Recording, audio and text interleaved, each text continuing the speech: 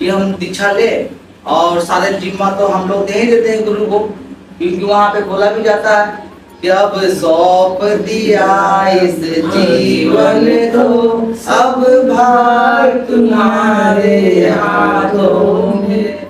तो उसको जैसे कि वहां उसको बोलते भी कि सौंप दो, तो सोचिए कि हम लोग कैसा गुरु का शिष्य है, ऐसा गुरु आज तक हुए ही नहीं।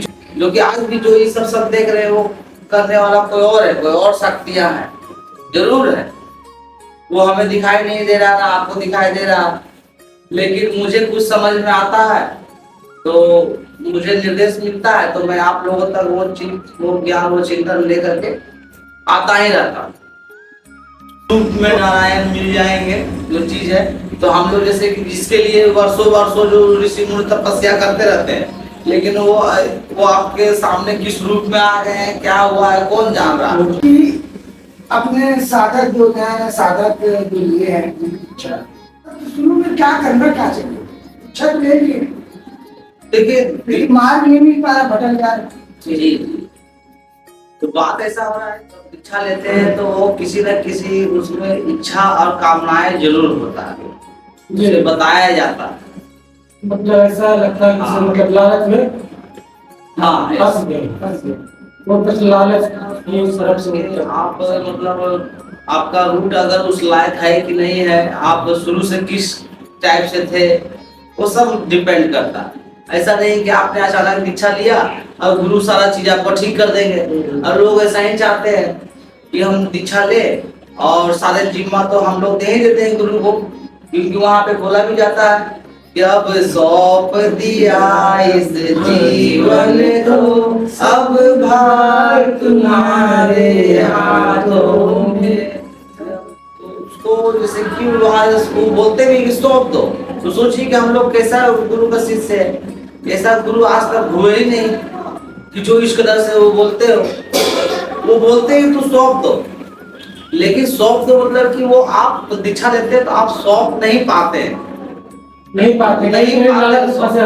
हाँ, अगर आप सौंप देने का मतलब है कि जो करें गुरु ही करें, जो कि आज भी जो ये सब देख रहे हैं वो करने वाला कोई और है, कोई और शक्तियां हैं, जरूर है। वो हमें दिखाई नहीं दे रहा, ना आपको दिखाई दे रहा, लेकिन मुझे कुछ समझ में आता है तो मुझे निर्देश मिलता है, तो मैं आप लोगों तक वो ज्ञान, वो चिंतन लेकर के आता ही रहता।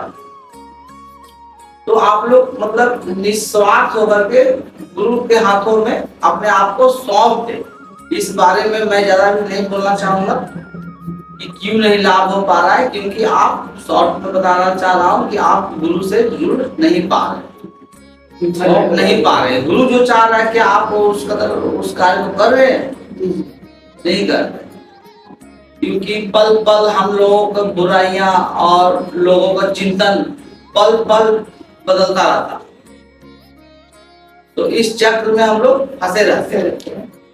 तो एक व्यक्ति चुनाव पर जाना चाहता है, छात्र उसको वो लोग नहीं ले जाना चाह रहे थे, और आपस में कुछ लोग उसका मजाक भी बना रहे थे जी, कि देखो ये भी जाना चाहता है।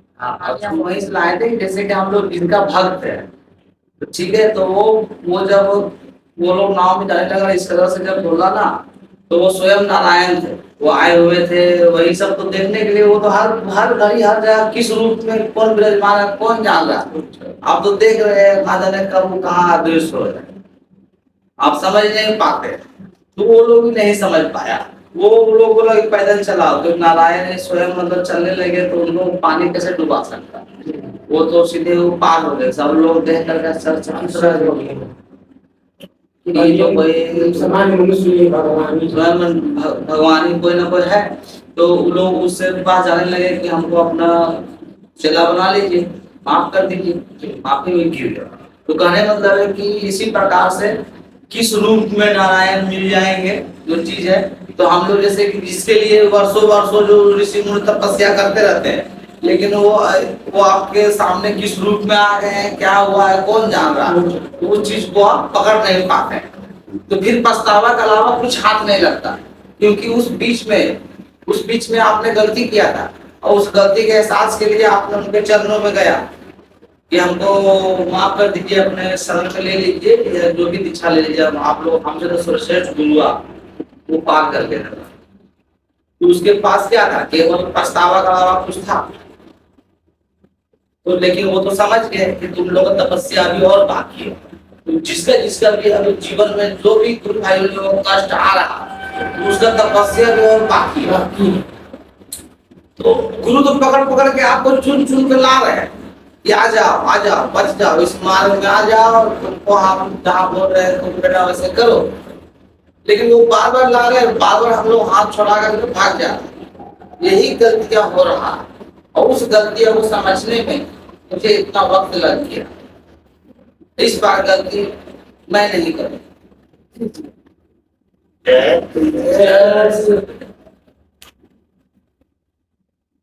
दीक्षा लेते हैं तो आपका कार्य मतलब कि ऐसा नहीं कि गुरु जी आपको 3 महीने के अंदर आपको मतलब रिजेक्ट भी कर देते हैं। ये भ्रम में मत रहिए कि एक बार जैसे दीक्षा ले लिए कोई भी 3 महीने के अंदर जैसे सीम में भी कर रहे होता है, हमारा जैसा होना चाहिए, तो वैसा नहीं होगा तो फिर सब शिष्य इतना इतना भीड़ लग जाएगा।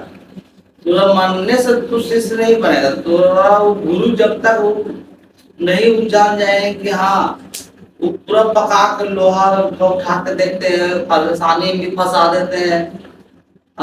उनका परेशानी भी आपने देखा नहीं इस जीवन में। आप अगर परेशानी जूझ रहे हैं तो बिल्कुल भी नहीं घबराइए। वो कहीं ना कहीं सदगुरुदेव आपको मतलब कि तपा रहे हैं कि एक ना एक दिन आपके वो सोने का मुकुट बनेंगे, जो कि आपके सर पे वो विराजमान होगा, तभी वो पाने लायक बनेगा। इसी प्रकार से जीवन के छोटे मोटे बाधाएं और समस्या तो आते ही रहेगी, आना भी चाहिए। और अगर आप पुरुष हैं तो आएगी, ये सारे समस्या जो है वो नहीं आएगी, वो जाएगी कहाँ, आप लोग बताइए। इसलिए तो दीक्षा लेते मतलब कि आप नर्स नारायण की ओर बढ़ते हैं। इसलिए दीक्षा मतलब कि दक्षता प्राप्त करना। और तुल्य अवस्था तो बहुत दूर की क्रिया है, वो कितना आपको अभ्यास करना होगा, उसमें प्रैक्टिकल अभ्यास है।